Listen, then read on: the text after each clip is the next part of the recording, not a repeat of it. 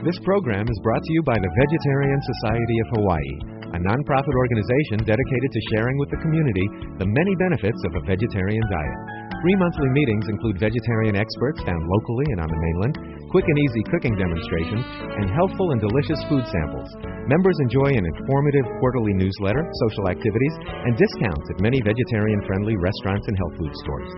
For an application, call 944-8344. That's 944-8344. Or visit our website at www.vsh.org. vsh.org. Good evening, everyone. This is Vegetarian Lifestyle Clinic number 11. I'm Dr. Harris, the director of the Kaiser Permanente Vegetarian Lifestyle Clinic. We're going to have an improvisational cooking show today because the gentleman who is doing the cooking went to the same cooking school that I went to, and that means that we both know how to boil water and make toast. However, in spite of the fact there's no recipe tonight, I think you'll find that the food is very tasty, and it'll show you that you really don't have to do all that much cooking. All you have to do is understand what foods are good for you and what foods you like. Somebody asked a question. I just read a prevention article on the wonders of flax for reducing cholesterol, among other things. Flax is a small seed. It's usually used as an oil, flaxseed oil. And the advantage of flaxseed oil is that it has a great deal of alpha-linolenic acid, which is one of two essential fatty acids in the human diet. The other one is linoleic acid. But flaxseed oil is remarkable because if you draw a graph showing the alpha-linolenic acid content of all the foods, the flax turns out to be way over here and everything else is over here. Flaxseed is a marvelous source of alpha-linolenic acid. As far as reducing cholesterol, I can't say that it has specific value there, but it certainly would not tend to elevate it. The advantage of the alpha-linolenic acid is that that is the origin of all of the omega-3 fatty acids. You've probably all heard of fish oil as a preventive against cardiovascular disease. Well, you don't have to eat fish to get the omega-3 fatty acids if you get enough alpha-linolenic acid, and the flax is a good source for that. Now, you also don't have to eat flaxseed oil to get enough alpha-linolenic acid because that substance is synthesized only in the chloroplasts of green plants. So if you eat your spinach, you'll get plenty of alpha-linolenic acid. Well, I'd like to introduce our speaker tonight. Karl Seff is a professor of chemistry in the graduate division at the University of Hawaii, and his specialty is zeolites. Now, this is a large model of a zeolite. You can all agree that there's interesting shapes in there. Now, a zeolite is a chemical compound, or at least a large molecule, which is used in the petrochemical industry as a catalyst. And so this is a very important piece of science.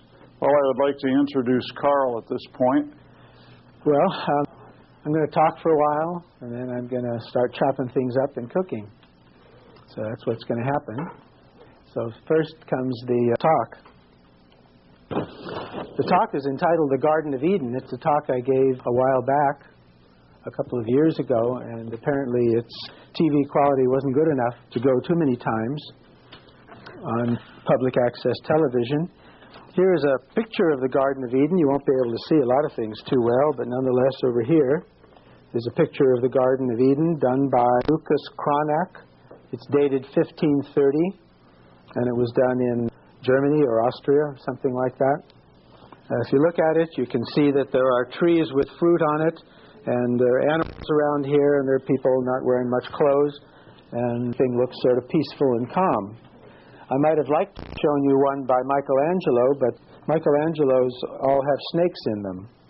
And Lucas Cranach, like myself, had a definition for the Garden of Eden, a notion as to how to think of it in modern life that has nothing to do with snakes.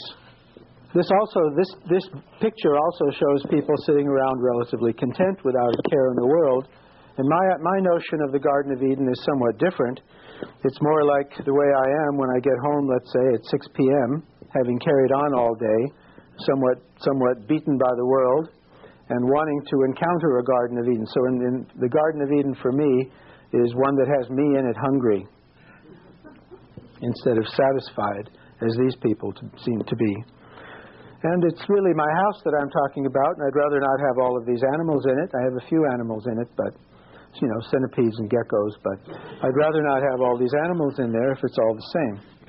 There's other things in the Garden of Eden. When you think of that, you think of it as having fruit, and I'd like to think that there's vegetables there as well, and that there are grains, perhaps eaten green and soft, and that there are also legumes of different kinds. And I have a little trouble completing the picture to say that all of these things must be eaten raw, because I personally am not ready for that. I'd like to point out that to some degree, maybe we have a bit of a Garden of Eden around here. There's tomatoes growing in Cocoa Crater, where it's dry and you wouldn't expect tomatoes to grow, little tomatoes like this. The birds live off them quite happily. They're sweet even when they're green. It's a little bit amazing.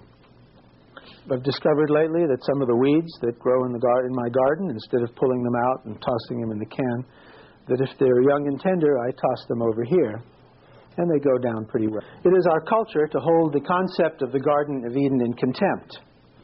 It is our culture not to eat the things that might have been present there. It is our culture to eat something else.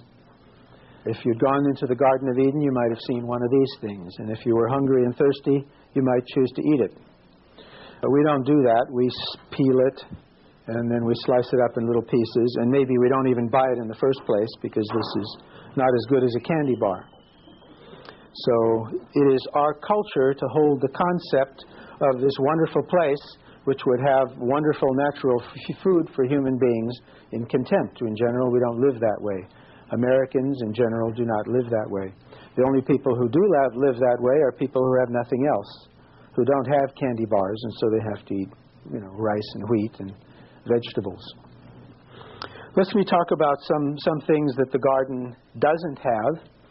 It doesn't have lions, so you don't have to worry about getting eaten. I would like to think, in my concept, that it wouldn't have mosquitoes and cockroaches. From all the pictures I've seen, for example, like this one, there are no bathrooms. There are no refrigerators. There are no other things that are found in kitchens, like ovens or burners. There's no way to heat or cool some food. There's no way to cook anything. There are no tools in the Garden of Eden, made of steel, for example, which can be used to cut or to kill or to peel. There's perhaps no opportunity for any scrubbing beyond what can be done by hand. There is no opportunity in the Garden of Eden to process the food that is found there. It's supposed to be delicious, like a big, beautiful fruit. And the idea of the Garden of Eden is that if you went there hungry, the fruit would be intoxicatingly sweet in its scent and in its flavor. And if you are in a somewhat different situation of the kind that I find myself in, often when I come home, I am hungry and thirsty and tired, and I specifically take one of these things out of the refrigerator and wash it in the sink, and then get this container of mustard, which happens to be Hebrew national mustard, because somehow I like that, and it costs less than $3 for this size container out of a bulk food place. And as I think about what else I'm going to have, I dip it inside and take a bite, and I keep going until there is no more cucumber, and I experience no pain. There's a lot to drink over here. There's a lot to chew, and it's nice and dark green on the outside. These are Japanese cucumbers. I don't like the regular cucumbers. But I do like carrots, and I'll do that with a carrot sometime, but these are sort of runty looking. I like to get some of them that are this long and all orange and look really beautiful. So I was not quite as successful as I would have liked to have been at the supermarket with those carrots. Now this is an ideal consistent with the Garden of Eden. If there's something else that you like, then you should go for it and you should eat it. It should be a natural thing. This is a time that I'm speaking of when almost anything looks to... The things that the Garden of Eden does have, in my image, is abundant fresh food. Lots of fresh food all over the place. It's in the drawings. There's not a tree that is not heavily laden with fruit, and presumably there's leafy things and vegetables and grains and so on around the place. These are all sweet and tasty and fragrant. And in addition to that, perhaps we would like some spice in our lives. So there would be onions and garlic and various peppers, which might be spicy. There could be the flavors of salami and pepperoni, which are vegetable flavors. Those flavors could be available. Those come from peppers, not from meat. Doesn't taste like that. And there can be other herbs and spices, and we can have cabbage or any members of the cabbage family, and peppers that are not hot, and nuts, and so on. There's really quite a variety of things that one would expect to find in a well-stocked, a proper, and the desirable Garden of Eden, one that we might imagine. There certainly might be microbes and earthworms. That would be all part of the health of the place, and maybe it would smell somewhat like a farm or a forest floor with some earthy smells around. It's unlikely to have salt or to have some sauces that are made with a high salt content that you're supposed to be putting on some of the other foods. It doesn't have processed food. It doesn't have cooked food. It does not have jars of oils sitting around. And there would in general be no added chemicals needed. For the Garden of Eden, we'd have this beautiful garden, and not too many of us, maybe two, not too many of us, and so if we wanted something, we'd go take it and eat it and wouldn't have to worry about saving it till next Tuesday in a refrigerator. We would not need to process something. We could find something and just pick it up and eat it. So this is my image of the Garden of Eden, and something that I aspire to have my house be, at least in terms of its insides, and particularly from the point of view of when I'm hungry. After 7 in the evening now, and you presumably have all had dinner. I haven't. And I could eat one of these things for you if you'd like. It would take me about 10 minutes. I presume this doesn't seem tasty to you. But if you were coming home and there was nothing much to eat, and you didn't have a person around who could take care of that for you, this is a wonderful thing to do. In particular, while you are preparing something else, whatever it might be, and I'll be getting to some other things before too long, here would come something which would occupy about this much space in your belly and get you well past the place where your stomach was empty and you were hungry. And it would happen just effortlessly. I don't understand the situation where you come home hungry and you want to eat something, and you take half a cup of this and 2 tablespoons of that, and you mix them together and you stir slowly over a burner at low heat while you are starving. This makes no sense to me in my life, and I choose not to live that way. So I will not be talking to you about recipes. If this strikes you as a recipe over here, I would like to think of it as not that. But the thing about the foods in the Garden of Eden is that they are delicious if you are hungry. They are not delicious if you are not hungry. And so you eat until you are full, and then something natural happens inside you such that you don't want to eat anymore. Usually I do not want to eat a second cucumber. Sometimes I do. If it's a hot day, I sometimes do. But usually I won't want to do that. So satiety is reached. Satiety from satis, the Latin satis, which means enough. You're satisfied. When you have had enough, your body says you've had enough. And the net effect of it is you look at these things and you say, I don't want some more. I don't want to eat some more. I'm done. And your mind goes off to other things that need to be done instead of thinking about eating more. So in the Garden of Eden in particular, that many of these temptations are not there. And that's easy to do in my own house. I don't buy stuff and bring it home and set it in the kitchen and tell myself not to eat it. If it's not good for me, I wouldn't buy it. It wouldn't be in my house. Donuts do not enter my house. From such a diet, one automatically gets a great abundance of nutrients. You get vitamins, whichever ones there are, the ones that have been discovered, and perhaps some others. Minerals, more minerals than one can mention, including some very trace ones, whose function in the body is still a topic of research. You get antioxidants of various kinds, you get fiber, you get water, and you get more things. You get many more things from foods from the Garden of Eden. These books that would list the food content, the food values, the nutritive values of foods, these books do not begin to list the true contents of foods. There are thousands of compounds in any food, thousands of different substances. And research continues to learn more about them, to find new ones and to find out what their role is. It is only recently that people have worried about fiber, for example. And yet that was part of all these natural foods that I've spoken about, grains, legumes, vegetables, and fruits. And it's only in recent years that people have talked about those. This book does not list the essential fatty acids or the unsaturated fatty acids by name in any particular food. It'll give a percentage of saturated, percentage of unsaturated. In general, these books are inadequate. And if you try to balance your diet or plan your diet in such a way that you are getting plenty of vitamin A and plenty of vitamin C, and your list is 20 things long, well, you could well be missing the boat. It was a dream from a long time ago. We would just sit around and take pills, and we would be very healthy and wouldn't have to worry about food at all. And if you took pills that contained those 20 things, whatever they are, protein, carbohydrate, and so on, and iron, and zinc, and on, and vitamin C, and on. If you took those, your guts would shrivel up and die, because there's a lot more to food than can be itemized in any book. There are more components to foods that can be itemized in any book. So one gets an abundance of nutrients eating in a place like the Garden of Eden. You do not get a shortage of nutrients. You don't get just barely enough according to some minimum standard that is produced by the government. That minimum standard is such that you will not get chronically ill very quickly. You get much more than that, perhaps 5 times, 2 times, 5 times, 10 times.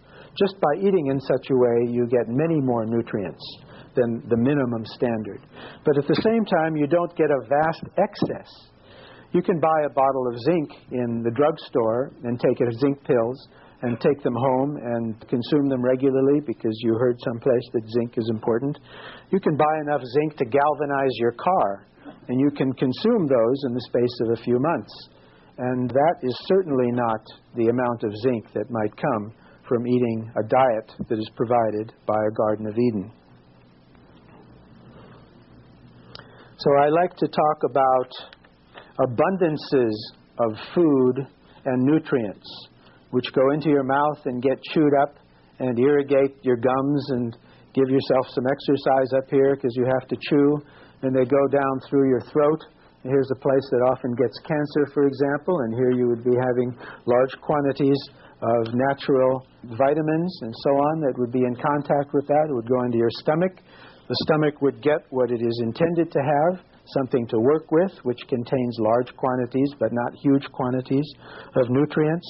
It would go through all levels of your intestines, helping out those intestines and giving them the job they expected to do. They would go through the intestines and into the bloodstream and the lymphatic system, and all of those things would contain these nutrients. The nutrients do go to the blood and to the lymphatic system and to all of the cells in the body.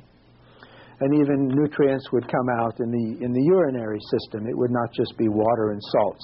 There would be excess nutrients there, and those cells also would benefit. So I like to emphasize that there's a thorough that the whole body eats when the mouth eats. Of course, we understand that, but you don't think this eats or this eats. But it's nice to have all these good things coursing around through everything, to the muscles, to the bones, to the organs. You naturally get an abundance of volume, of water, of fiber, and of more nutrients than science can name, than modern science is prepared to name. So that's it about the Garden of Eden. Now I'd like to tell you a little bit more about chemistry, because I'm a chemist and I've been teaching chemistry at the university for almost 30 years now. So I'm a member of the American Chemical Society. This is a professional organization of about 150 chemists, all of whom have one degree or another, almost all of whom have one degree or another around the United States. There was a large meeting of about 10,000 of us in Waikiki 18 months ago in December. And there are meetings every 4 or 5 years where Waikiki, all the way from the Sheraton Waikiki down to the Ilikai, gets filled up with chemists. And we have our meetings. So there are chemists out there, 150,000 members. The Agricultural and Food Division has 2,450 members. Agriculture and Food Division of the American Chemical Society. People with various degrees working in the food industry and in the agriculture industry, working to provide the foods that are available to us. Altogether, there are about 5,000 professional chemists in the country who are concerned with food. They're in the Agricultural Division of the American Chemical Society, the Nutritional Biochemistry Division of the American Chemical Society. Flavors, there's a division devoted to flavor. Get those tastes right. If there's something wrong, let's fix it. And a division devoted to food safety. For all of these people, the option to do industrial operations, industrial strength operations on food exists. The object is to give the consumer something that looks good and tastes good. So we have all these qualities we would like to see in food. It needs to be smooth or creamy or soft or white or rich and have a nice aroma and a nice flavor, which are two slightly different things. The texture should be right and the color should be right if it's not supposed to be pure white. And at serving time, it should look nice as you approach it, and it should be at the right temperature. There's all these qualities to food. And so all of this stuff, the chemists in general will have jobs aimed at seeing that these foods are tasty and appetizing and make you want to eat them instead of the other brand of food. So the American food preparation industry is not immediately concerned with your nutrition. It is concerned with making your mouth happy.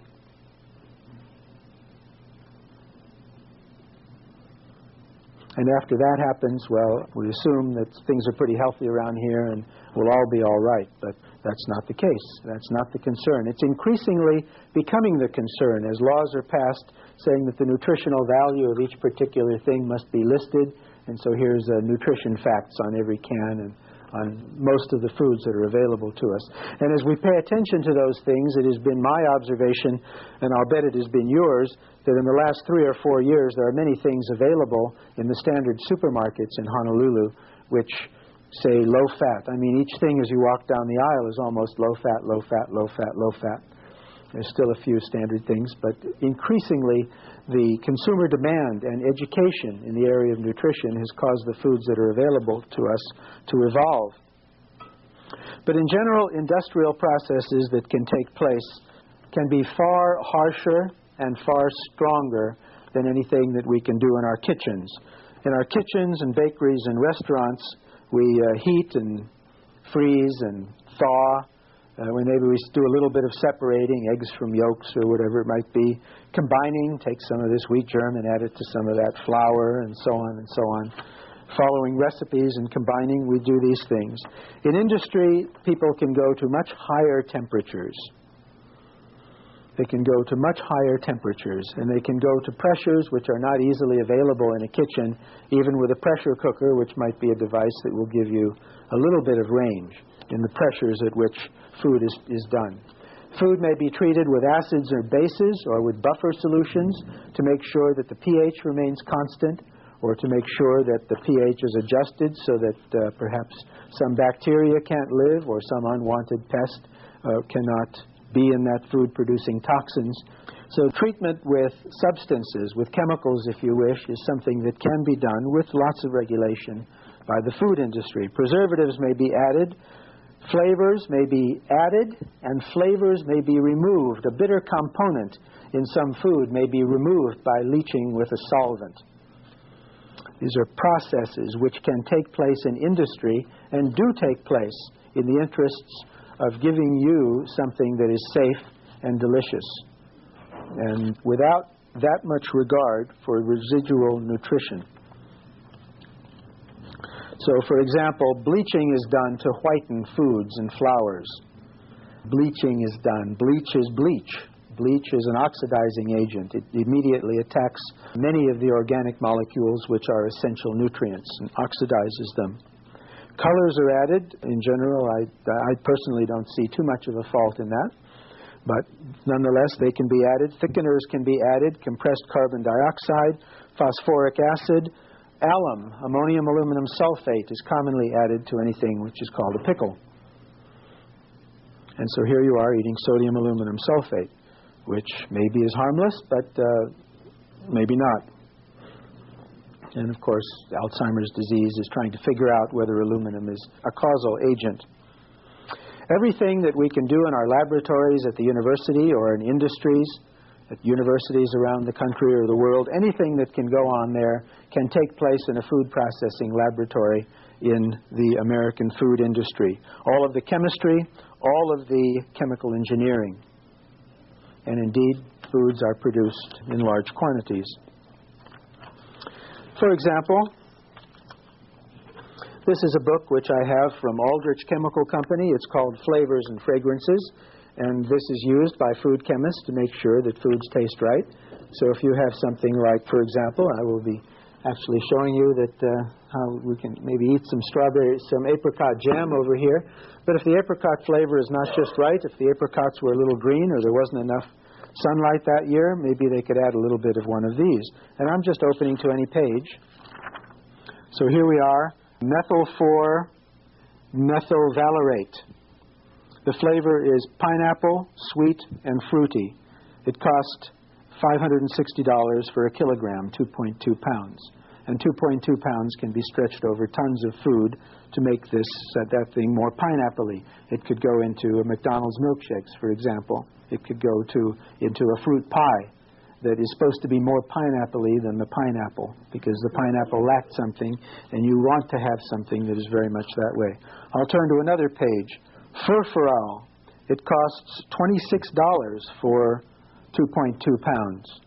And the taste is sweet, woody, almond, fragrant, or baked bread. And so this is one of the compounds that would impart those flavors to foods. In general, any food will be based on a mixture of flavors. But if a food doesn't taste right, it can be corrected.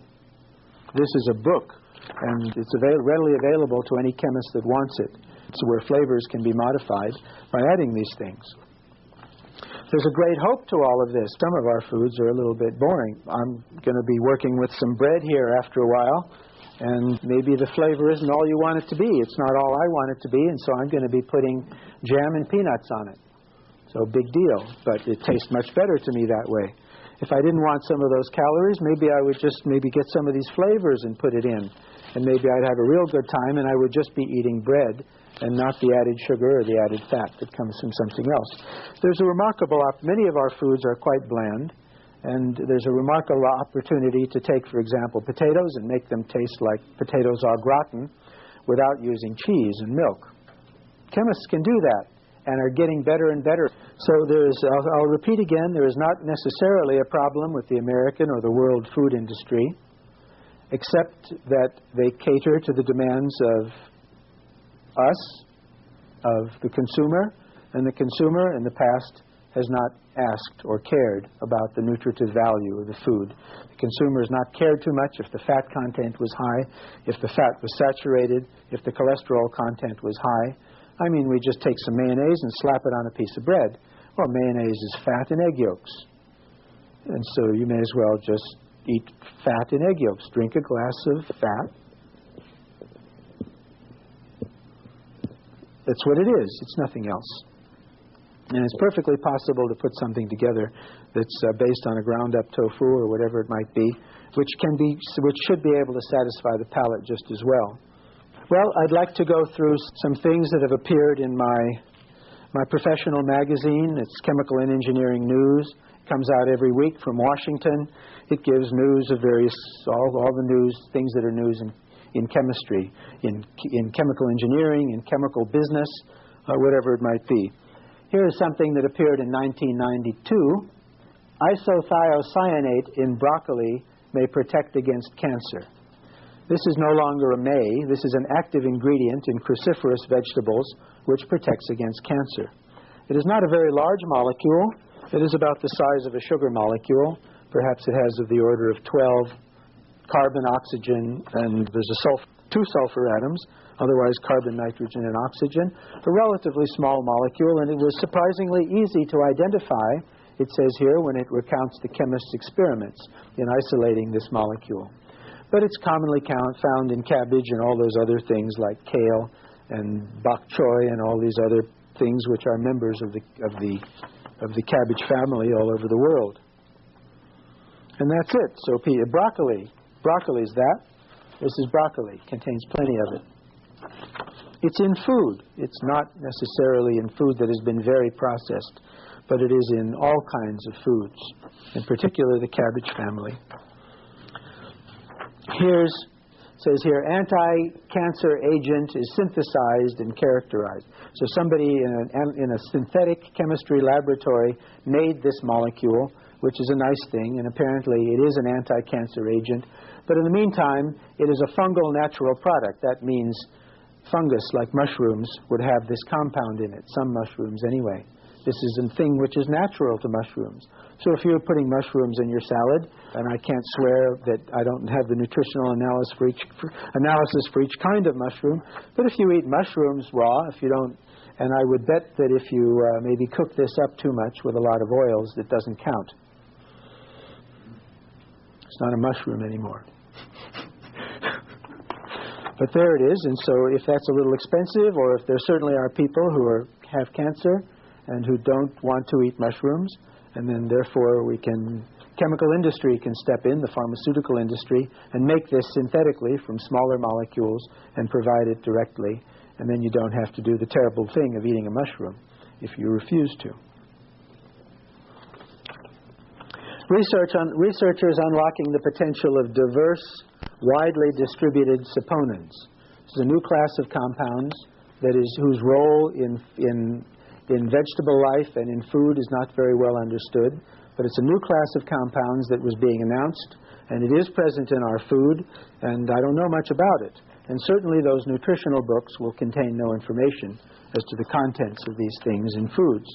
And it shows the plant that gives it, shows somebody mixing up some milky mixture of it, some people in the forest in South America or in some fields in South America. Shows over here that you can make a beer-like drink, which is refreshing like beer, but not fermented, and says making beer in the jungle is easy. If somebody publishes something wrong in this journal, it can hurt his career. There's responsibility in science, and so these things are not reported the way they might be with less care, for example, in a newspaper or in a TV report. This is a professional journal, not quite a scholarly journal, but the common little journal that goes to all the chemists who are members of the American Chemical Society in the United States. I need to tell you that I read this every time almost, and that I almost never see anything that has to do with animals. I almost never see that something has been isolated out of an animal that is new and wonderful and has any special effect. If there is such a thing, it might have to do with fish oils, for example, where it is better perhaps to eat those fish than it is to eat another animal. So some animals might be better than other animals. But in general, just ab initio, from research, nobody says, okay, go for rabbit livers. That's where it is. I never see that. I'd like to remind you that cholesterol is just a compound, that I am a chemist, and cholesterol is a substance. It is a compound, and so I'm supposed to be able to handle those things, understand what it is. Here's a book by Terry Shintani, the Eat More, Weigh Less Diet, something designed to be a little bit catchy. And in this book over here, he has a chart. And the chart shows a study which began more than 40 years ago in Framingham, Massachusetts. It's a suburb of Boston. They began following 6,000 men, I believe it is. If it's not 6, it's 4, but I think it's 6. And they've been watching them for more than 40 years to see what maladies they come up with, see what happens to them, see who dies of this and that. And it was this study, largely, more than anything else, that has made cholesterol a common word that we all understand. So you have a curved line over here, and if your serum cholesterol is below 150, your chances of getting a heart attack are approximately 0. And if it's 200 or 250, here's your chances over here. And so we have a choice. Where would you like to have your serum cholesterol be? The doctors tell you, some doctors, the doctor that's present tells you to put it over here, and I tell you to put it over here. But the doctors generally say that if you're right about in this range, then fine, that's you're taking the proper amount of risk with your life. Well, I'm not interested in that. I personally am not interested in that. I am not interested in consuming the minimum amount of lead, for example, in my drinking water. I would like to have zero. Is it okay with you? Any problem? I'd like zero, thank you. And cholesterol is something that comes strictly from animal-based foods. Cholesterol is a natural part of the cell walls of any animal. This spongy business over here is fat and cholesterol that's making these cell walls. This isn't spongy. This is made of fiber. The cell walls are made out of pieces of wood. This is not soft and spongy. This is hard. This is made out of fiber. This contains essentially zero cholesterol. Less than 1,000th or a 10,000th. There's tiny amounts in there, but less than that small fraction of what would be contained in anything that would be considered a fish or an egg or a milk, which is composed of animal cells. So, it's really pretty simple. You don't eat those things. If you don't eat those things, your body makes all the cholesterol you need, and you think about getting enough exercise to keep it from burgeoning up anyway, but you certainly don't just eat them and stick them in your body and say, well, I got less than the next guy, so that's it. You hear all these stories about, I was talking to a member of the Vegetarian Society of Chicago when I was back there a few years ago, and he was telling me how he became a vegetarian or a vegan. And he said, well, his father got a heart attack and shortly died of another heart attack. And the doctor said, there, don't get upset. It runs in your family. It'll happen to you. And he decided maybe it would be good if it didn't happen to him. Maybe it would be good if it hadn't happened to his father. And so what do you have to do? And the answer is, well, you don't eat those things. They deposit in your pipes. And it's not just your heart. It's not just your heart. We have an entire circulatory system. If the little tiny vessels over here start getting clogged up, well, you develop a bunch of wrinkles because the nutrition and the oxygen is not reaching the surface of your face. Are you so worried about getting a heart attack? Well, the same thing is when you get a stroke in general. Not all of them, but for most of them, those vessels are getting closed off and parts of the brain are not receiving the blood and the nutrients that are needed. If you get a cut or a scratch or a wound and it gets infected, you need your circulatory system to deliver the white blood cells and to deliver the antibodies to that wound to protect you. And if your system is all clogged up, every little bit of it, not just the heart, well, then the system doesn't work very well. The nutrition, the antibodies, the business of life does not reach the front of the war to defeat the infection. So there's a lot of reasons, not just heart attack or stroke, to want to keep everything open. And cancer very much works that way. There are cancer-killing cells that are brought by the circulatory system to the scene of a new cell, which is judged, in the opinion of the body, to be a cancer cell and therefore one that needs to be removed. Here's an article by Neil Barnard, M.D. He's the founder and the leader of Physicians for Responsible Medicine, a national organization. And it says over here in this tiny print, it says over here they were testing was it vegetarians or vegans? Vegetarians. And the results are the white blood cells from vegetarians had more than double the ability of their non-vegetarian counterparts to destroy cancer cells. The white blood cells of vegetarians had more than twice the ability to destroy cancer cells. And they weren't sure whether there's twice as much cancer-fighting agent or whether it is due to waxy buildup on the absence of waxy buildup on the inside of all the tubes and pipes that allows these white blood cells to go directly to find a cancer cell that is starting to grow inside a human. I'm just going through this, and I'm going to stop pretty soon because I don't think you need to hear this. I think this is beating a dead horse. What if I came in and told you that smoking isn't good? I think you don't need to hear that. I don't think anybody says, oh, it's good. And that's why I smoke, because I'm healthier for it. And I think this has reached that stage. 5 years ago, it had not reached that stage. But at this point, I mean, I look at my neighbors, and they are eating steaks or whatever it is, And I say, you know, you might be the only person I know that eats that stuff anymore. I said, that's unusual. You're an unusual person. Chinese nutrition study challenges a diet of meat. This is the work done by A. Colin Campbell at Cornell University. And he studied a huge Chinese populations, groups of people in different parts of China, and found a great correlation between the amount of meat that was consumed and the incidence of heart attack. And so I think you've all heard that in the rural parts of China where meat is rare and you can have it only a little bit to spice up your food or add that flavor if you want it, when somebody gets a heart attack, it is not immediately recognized. It's an unusual thing. All the doctors come running and say, what is that? What is that? And they say, this is a heart attack. And they say, oh, I never saw a heart attack before. Can I stay? So it's a big study, a big study. And of course, you know, the standard Chinese diet is a lot like the American pork and beans. You know about pork and beans. Pork and beans, you get a can of beans, and inside there's this little piece of pork. And if you don't want to eat it, you just go like that. And the rest of it doesn't have pork in it. It has this little piece of pork in it. And so the same thing for the standard kind of Chinese dish where you have beef broccoli. Well, the traditional country beef broccoli in China involves this much beef spread around so you can see it real good, and everybody you convince everybody that you're eating beef and that you're okay and not poor. But you're eating a bunch of broccoli. When you get into Hong Kong and Taiwan, times have changed, and into Chinese restaurants in many parts of the United States, there's heavy doses of meat. And it's not Chinese food anymore, not from a health point of view. It's a Chinese style. UH researcher says diet can affect the risk of cancer. This is a talk given by Lawrence Colwell at the East-West Center.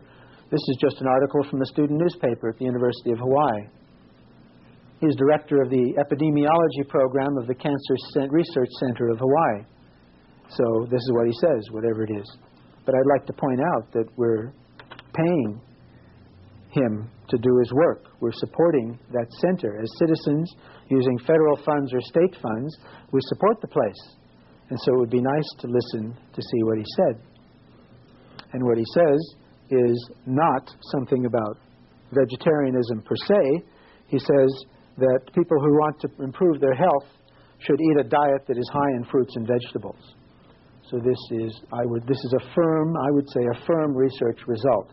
And if you don't want to accept the view that I'm putting out today about not eating any animal product, as a very bottom line, you should listen to the research that we personally have paid for that says that we should have a diet which is high in fruits and vegetables.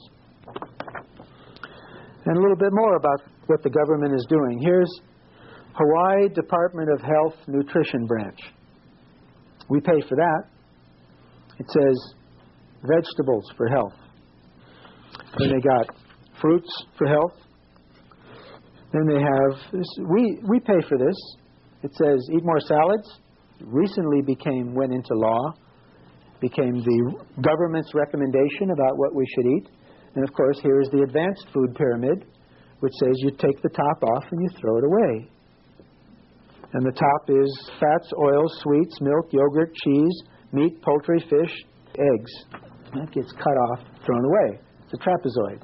So it looks more like one of those Mayan pyramids, maybe, instead of like an Egyptian pyramid. Just take the top off and throw it. A lot of good things to eat here. A lot of good things to eat there. So a step in the right direction. Well, I find myself looking at this food chart over here, which talks about grains and legumes and fruits and vegetables. And I don't see any difference between this and the Garden of Eden. I don't see any difference between this and the original wonderful idea that people had who maybe weren't getting enough to eat or weren't getting enough clean water or whatever their problem was, and they dreamed about some wonderful place, which is what I dream about when I'm driving on the highway at 6 o'clock trying to go home. That this is very much like the Garden of Eden. And this is my salad bowl. This is salad bowl for one. This is not salad bowl for 8. I put a bunch of stuff in here, and maybe some of this tomato puree and maybe a can of green beans, but otherwise a lot of green leaves from someplace. And I fill this up and make it all juicy and sloppy. And when I hit it with a fork, I get a mouthful. It's not like there's just a few leaves in there and they bounce off. I get a mouthful, and this is my salad. If I wouldn't eat a salad that weighed less than a pound. Eat it. Just eat it. This is, I don't know what to do with those little salad bowls like this. You put 5 leaves in and one falls out because it's not enough room. And then you stab it with a fork and it just sinks down and then comes back up. This is not a salad bowl. This is a salad. Did you want to eat it? You don't eat anything else. Oh, after I would have eaten this, I would go on to something else. Like I might have some bread, or I might do some other things, or I might go off and have a bunch of steamed vegetables with flavorings that I'll be demonstrating tonight. Or I could go off and have a big grain kind of a vegetable soup that I would make myself, which I would eat out of a container of intermediate size. I would not eat this much soup nor this little. And this is part of the Garden of Eden thing also, and I don't think this is silly. This is fruits and vegetables out of Safeway. This is fruits and vegetables out of someplace else, like Star. Yeah, Star. And this is fruits and vegetables out of Foodland. And you go into those areas, and in recent years they become larger and better displayed. And they're just fine. And here's something out of Times. And you see all these things, and they're healthy, especially the green leaves, especially the greenest of things, or the orange ones. A little bit less so for the things that are naturally white. It's a very nice thing. So this, no problem finding a Garden of Eden. Well, it's time for me to start cooking something. One of the first things that I do when I come home is I turn on my burner on my electric stove. I turn on the electric burner. And I've just done that. So I'm afraid this is going to be a chemistry lesson, but a physical chemistry lesson to some degree. There's some water in here, perhaps a 1/4 inch of water. I like a Teflon pan. And I'm finished with that. And I like this. I want to see what I'm doing. This costs more than that. So, when I get home, I usually turn that on, and I think to myself that supper is cooking. Supper is cooking. Because by the time that gets hot, I'm going to have vegetables cut up and ready to put in there. In particular, I'm going to cut up some potatoes into French fry shapes. And these have been washed beforehand. And that's about it. Well, bad spots have been searched for.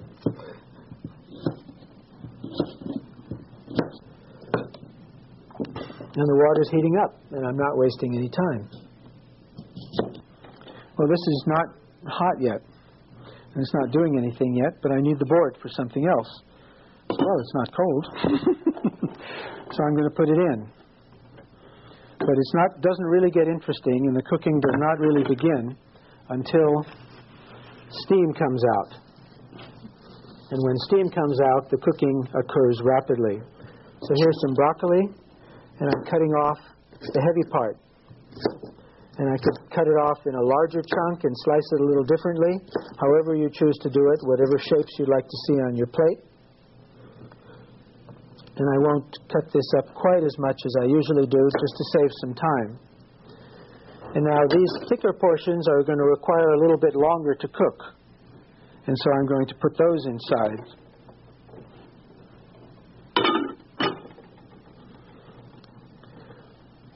And I'm just tearing the rest of it apart, perhaps using the knife a little bit.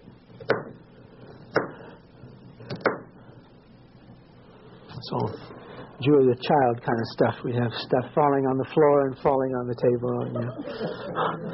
When I'm finished cooking and sit down to eat, my dishes are washed. My pots are clean and my dishes are washed. There's nothing left to wash. Because everything is clean here. This isn't dirty. All I have to do is put a little water on the board and on the knife, and they're clean. It's essential that not too much water be added so that this can start cooking pretty fast. I can see condensation occurring on the inside of the lid already, and I want to see that. It lets me keep track of how the cooking is coming along. The cooking has hardly started because we are not at the boiling point of water. And I should remind you that I'm a physical chemist, so I know about boiling and condensation and the heats that are involved with that. There will be a time when the steam will be coming out of here, will bellow out of here under one side or the other, and bits of moisture will be spitting from the edges. There is air inside here. When the water boils, the air will be expelled, and there will be initially puffy steam that comes out, puff, puff, like that, here and there. All of the air will be expelled until after a while there is only steam inside, no air. It takes about a minute, depending on the energy of the burner. It takes about a minute. And at that point, you have only steam inside, and your food is being exposed to live steam.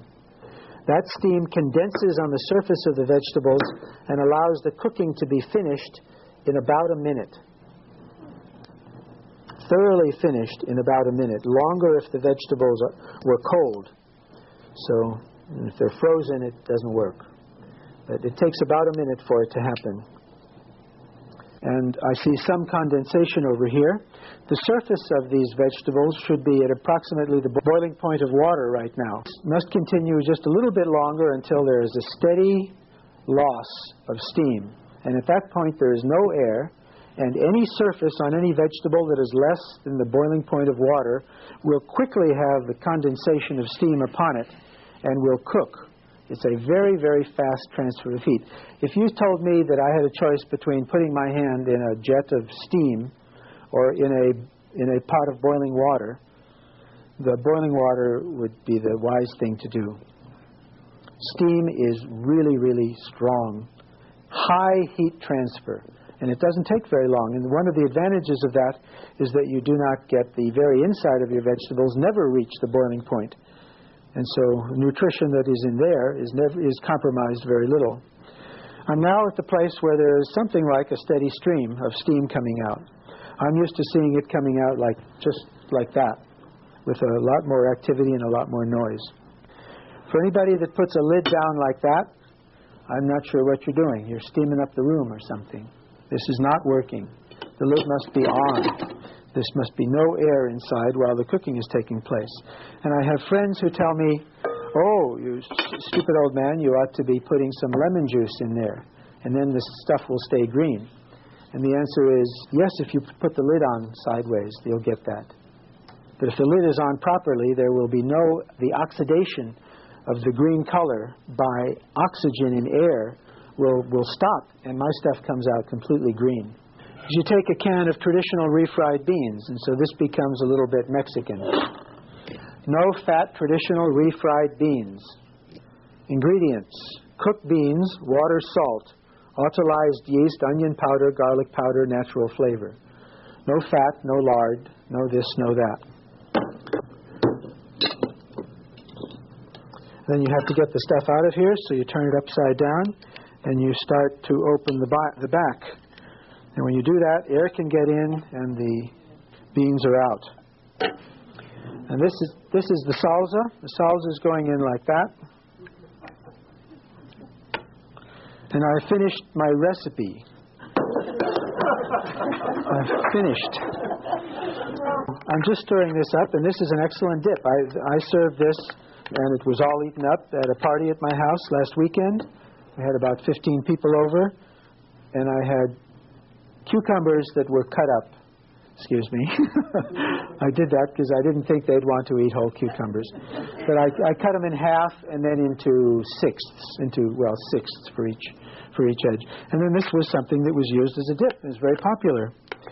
And again, I could just take this out and pour salsa on it if I had some rice and some more vegetables, and it would make a delicious plate. And you sit there with your salsa container or your salsa bowl, and if it's a little bit not fun enough, you add a little more fun.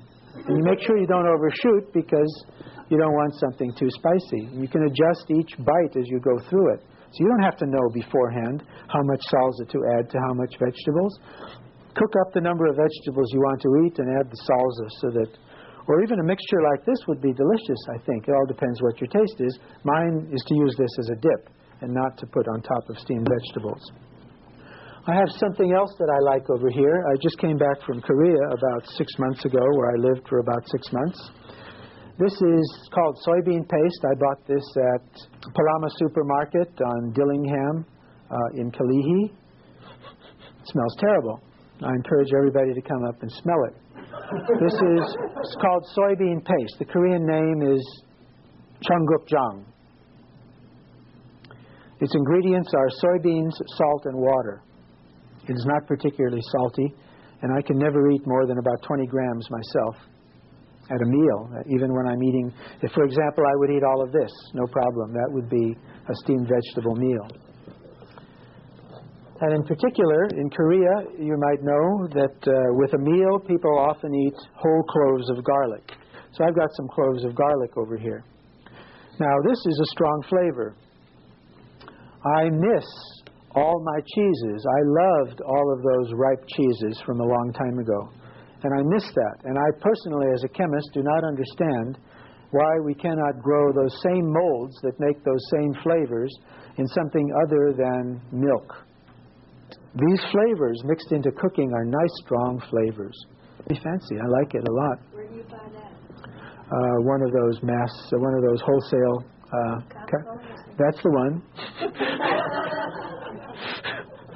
Yeah. And of course, they don't have it every time. And this is something I like very, very much. These long green beans. Buy them from the open marketplace. They're folded over here, see? So they're this long. I really like these long green beans. And they cook up in the very same way.